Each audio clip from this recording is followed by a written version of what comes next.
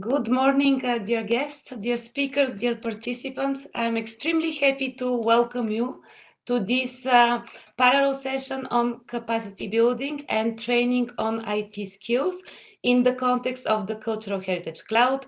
My name is Mina Stareva. I'm Deputy Head of Unit in the Digi Research Innovation Unit dealing with cultural heritage and fair societies.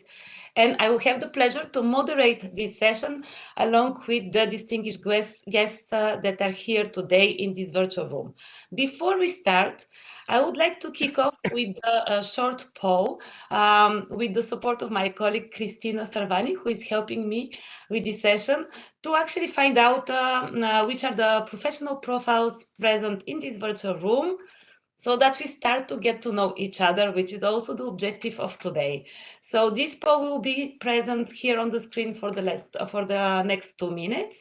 And before I give the floor to our guests and speakers in this session, I would like to recall a little bit the focus of this session. We heard it today at several occasions.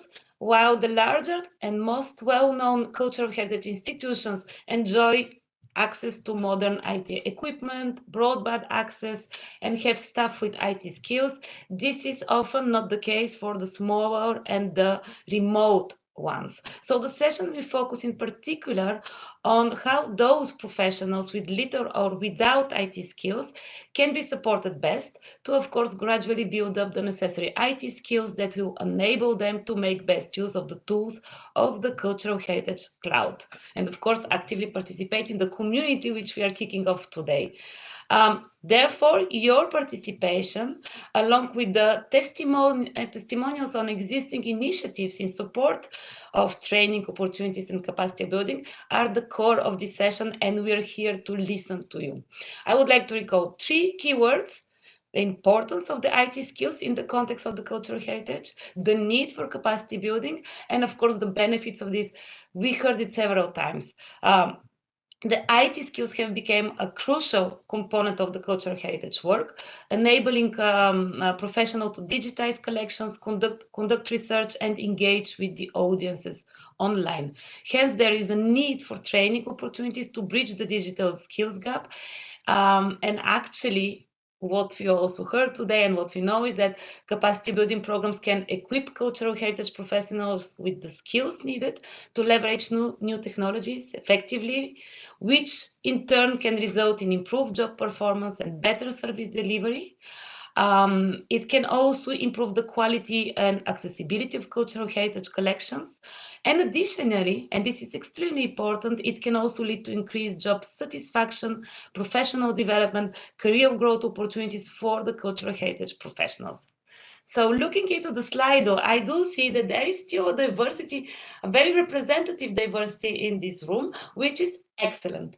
Excellent because it's precisely what we know, what we need. We know that the different users, the different actually organizations and cultural heritage professionals have different IT needs. So we're here to listen to you.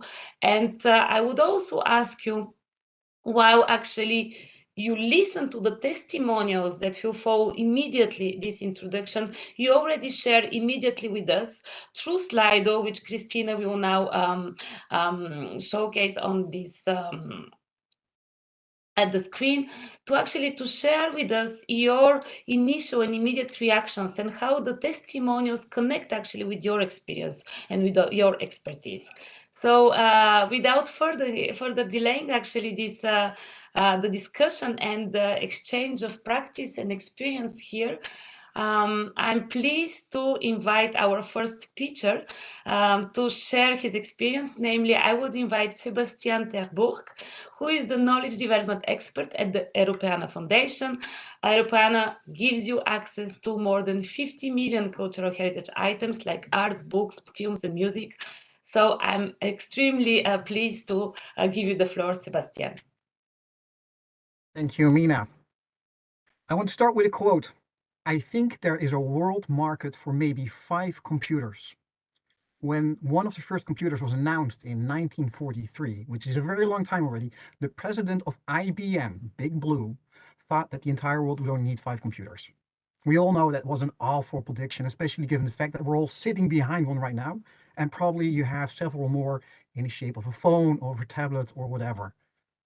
But this example shows how hard it is to predict how something will be used in the future.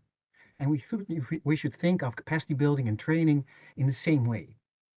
Well, at Europeana, we've been focusing on training in the past years, and currently we are enriching our offer, also in light of the deployment of the data space for cultural heritage. We're working on improving our training offer, both the content and the infrastructure to deliver the training. And we started with the things we know best, the tools and the service we are providing ourselves. These are, for example, the Europeana data model, the standards, the publishing and the licensing framework, and our API. And this is not a very straightforward process. For starters, we're working in different directions seen from our organization. We're looking back to the data suppliers and the aggregators that feed us their data that is available on our platform. We're also looking forward to the users, such as researchers, educators, and creatives that want to make use of the data. But we're also looking sideways to all the cultural heritage professionals that are working on digital cultural heritage in many different roles and ways, from leaders to the people that are really have their feet in the mud. And we're also looking sideways to the other potential stakeholders, like policymakers or people working in the other data spaces that we'll need to be working with more in the future. In addition to this, we're also trying to connect from a training perspective to audience in multiple ways. We're offering training as self-paced resources or as instructor-led in-person, hybrid, or online training events. And that's a lot. Our research into the training needs for digital transformation of the cultural heritage sector has taught us so far that digital transformation is different for every organization and person. There's also a guide on the digital transformation for the cultural heritage sector. If you look for this online, you'll probably find it on our Pro website. Everyone has a different starting and endpoint, and this will always be the case. Some institutions might still need to start digitization of their collection, while others want to know what standards they need to use for sharing their 3D models. The point that I want to make is that we will always have a limited understanding of our users and of the people that want training. But we don't know who else might benefit from it and for what reason. And the requirement for all our training efforts is that they can benefit from it. The limitations should be as little as possible, and the connections need to be as good as possible. So I want to state that capacity building and training need to be as agile as software development already is. This requires an agile mindset from the experts that develop new knowledge and skills, the trainers who can develop and deliver the training, and finally the trainees who might need more updates on their skills and knowledge than ever before. Lifelong learning and micro-credentials have been discussed for over 2 decades already. But the way we talk and think about degrees and diplomas and credits has not changed fundamentally yet. So I'd like to know from the audience, how should we communicate what we've learned? And what will that look like in 10 years' time? Thank you for your time.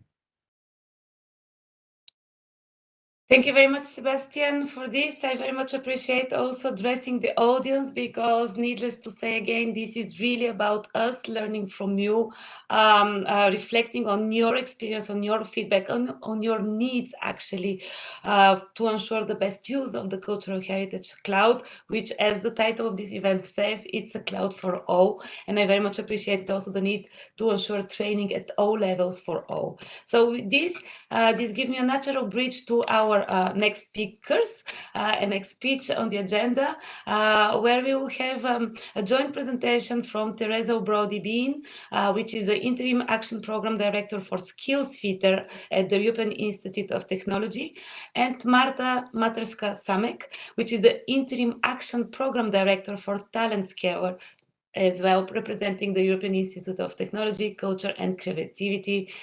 Teresa, Marta, the floor is yours.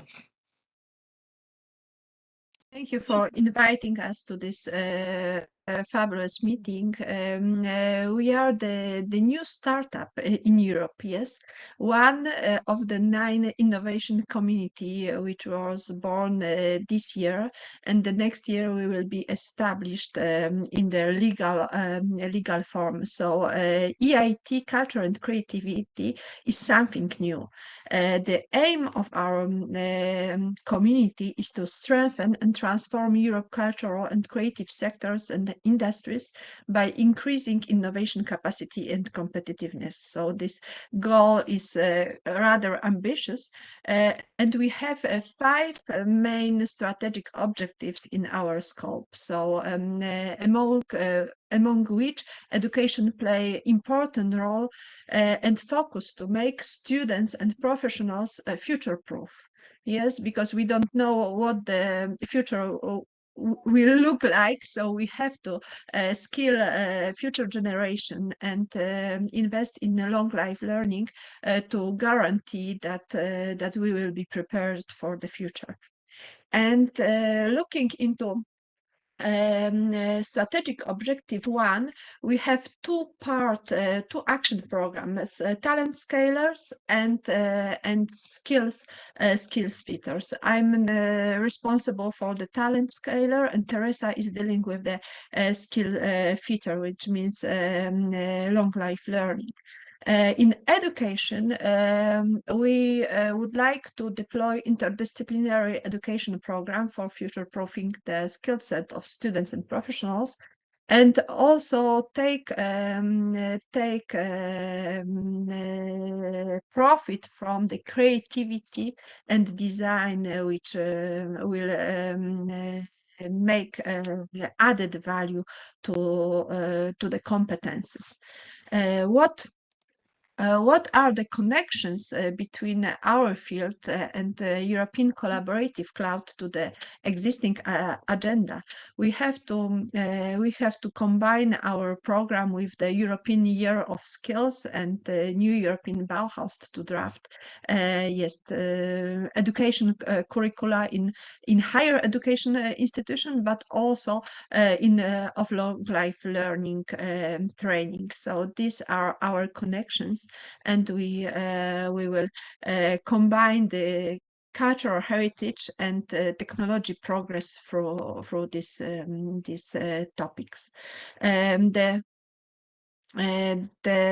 most of European young generation are students, so this also our link to the future generation to combine a higher education institution with the to use higher education institution as a link to the future generation and have an impact on future generation. As we can see, we have among 1 and 3.3 million students in Europe in the creative sector. So this is an amount which will benefit from the collaborative cloud, I suppose. Yes, so we can focus on this group in the formal learning, in academic learning. We have also the action program too, so I will let Teresa to speak about long life learning, because we have this division between academic and long life topics. Hi, good morning, everyone. So lifelong learning, we aim to reskill and upskill and develop new lifelong learning programs. So by 2030, we hope to develop over 200 novel lifelong learning programs. These will be delivered through calls for the development of programs by consortia made up of education institutions, business and cultural organizations.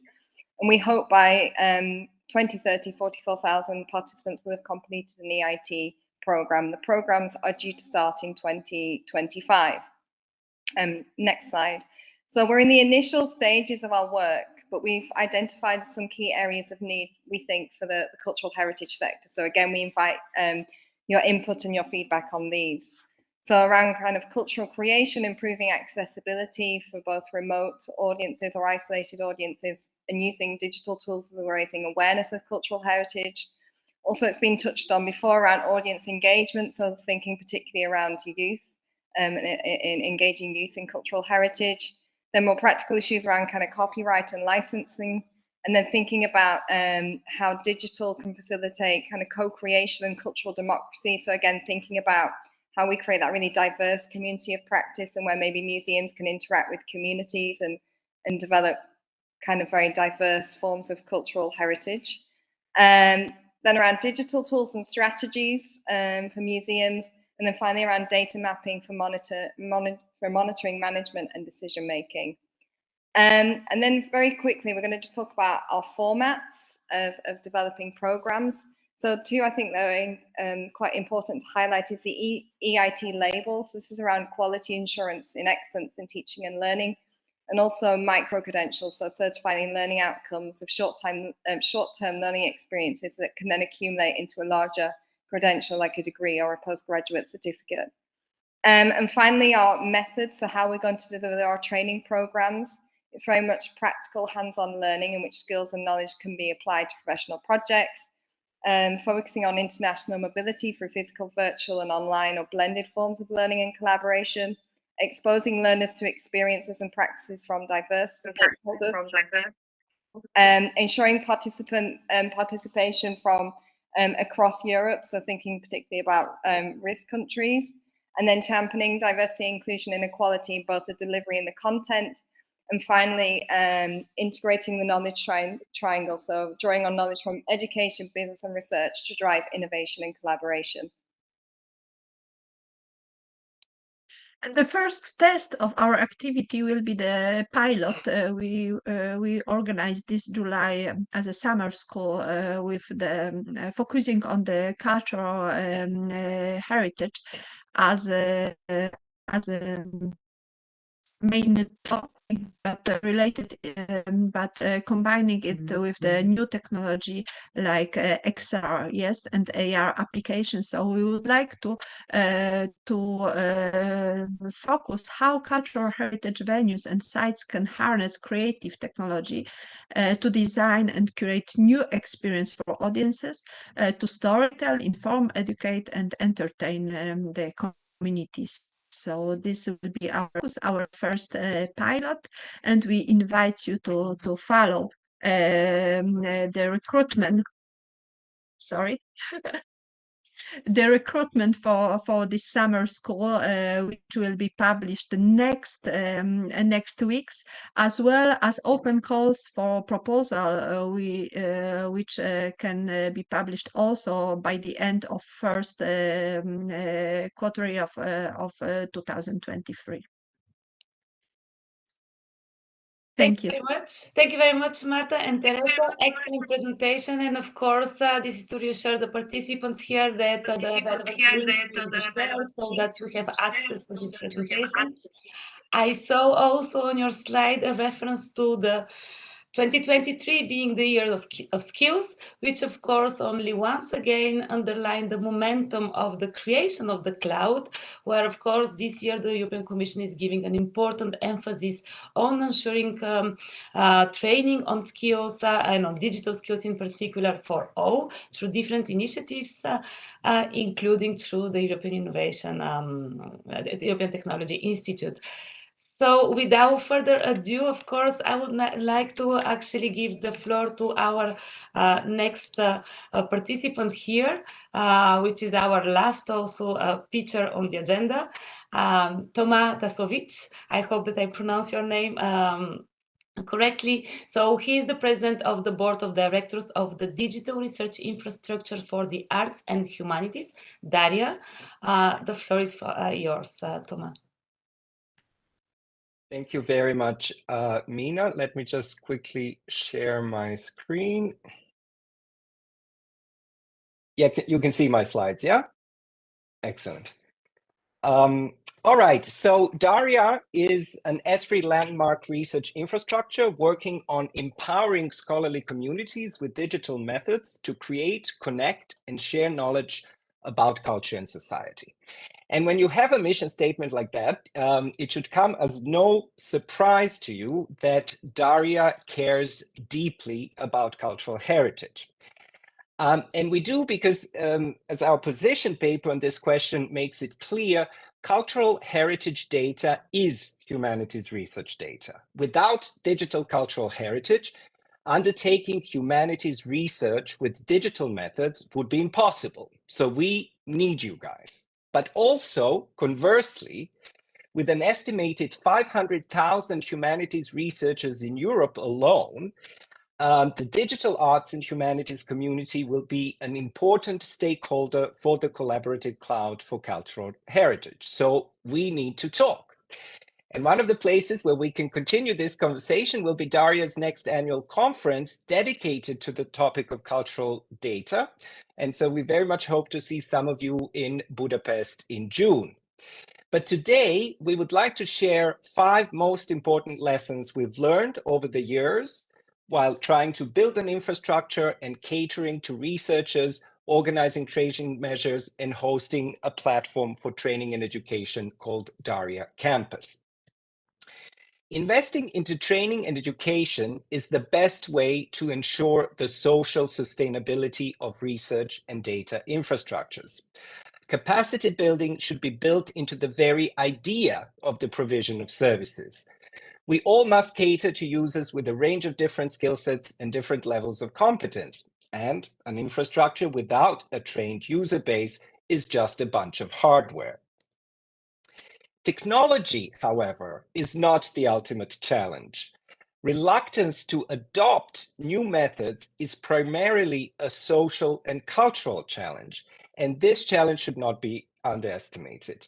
You can build the world's most advanced technical infrastructure, but unless your users are well-versed in the principles of open access and open science, your infrastructure will be a lonely place. We still need to teach some people that, sharing is caring. Then, documentation is not the same thing as training. Yeah? Teaching tools is important, but teaching methods even more so. Research and data infrastructures should not be closed systems that lock their users in. We want to build tools that are useful and that seamlessly integrate with the wider ecosystem of tools.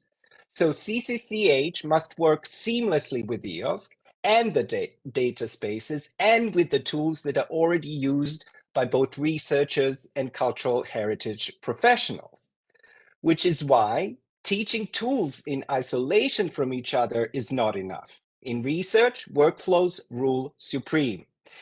Research processes in the arts and humanities are often quite complex. They involve multiple, often iterative steps, different tools, and a combination of methods. So if we build infrastructures, we should make sure that we teach not just tools, but also workflows. And in order to close the gap between better and lesser resourced institutions and communities, our future collaborative cloud for cultural heritage should develop coherent, integrated curricula around its services. We want to complement, not replace, university curricula, but we also want to make it easier for universities to use our training materials. And just as an example, we did something similar recently for a starting community in a project called Alexis, the European Lexicographic Infrastructure, in which we built a curriculum of some 20 courses covering all the tools and services developed in the project, but as part of a broader pedagogical narrative on digital methods in lexicography. And it's been very, very successful. So how can we really do all this? Only if we collaborate. In Daria, we strongly believe that cross-sectoral cooperation between cultural heritage and research and training and education, etc., should lead the way in reaffirming Europe as a powerful symbolic space in which tradition and innovation are inherently intertwined. And we really want to be friends. We want to be friends with the collaborative cloud, with EOSC, with data spaces. We believe in the humanities and we believe in Europe, no matter how hard that sometimes is. We believe in the idea of Europe and the idea that technology can empower us to create, connect, and share knowledge about culture and society. So let's do that together. Thank you. Thank you very much, Thomas, for this inspirational presentation. It was a great pleasure listening to you all and also somehow seeing how diverse the opportunities for supporting and upskilling and training opportunities exist already within the existing initiatives. I'm a bit conscious of the time because we would need to move into the other room, into the plenary room, where actually you, of course, participants can stay. Looking into the feedback that we have received through Slido, my colleague Christina is actually telling me that we have received quite a positive feedback and support on also on your presentations and on the different opportunities that they are available and already existing for cultural heritage professionals. There is only one question, which is, I think, relevant for all of us, whether actually adult academic can benefit from training programs. And indeed, the European Union deploys a variety of programs and initiatives to support training and digital skills, starting from education, higher education, lifelong learning, etc. And this is to say that against this backdrop, the European Collaborative Cloud can really act as a catalyzer in terms of capacity building and training, in mobilizing existing programs, existing funding programs on training opportunities, access to broadband internet, access to infrastructures, and also as we heard, we have an extremely interesting and powerful initiative in place, such as Europeana, such as Daria, and also the European Institute of Technology, Culture and Creativity. With this, looking again at the Slido, I invite you to actually, I would like to thank the teachers and the speakers in this session, which has been very enriching for myself, listening to the 3 different presentations. And I will invite you now for a 1-minute break so that we allow also for the participants in the other parallel sessions to join. And I will very briefly report to wrap up on the key presentations and conclusions that we heard today in the plenary session. And something that is extremely important, and I will close with this, is that your feedback is the most important. We start today with building the community of practitioners, which should help us to really shape the collaborative cloud correctly as of its start, and to define and to make sure that the tools that we are going to deploy through the cloud would be of benefits to you, all participants here, and to all the type of cultural heritage professionals represented in Europe. Thank you very much. This session is now closed.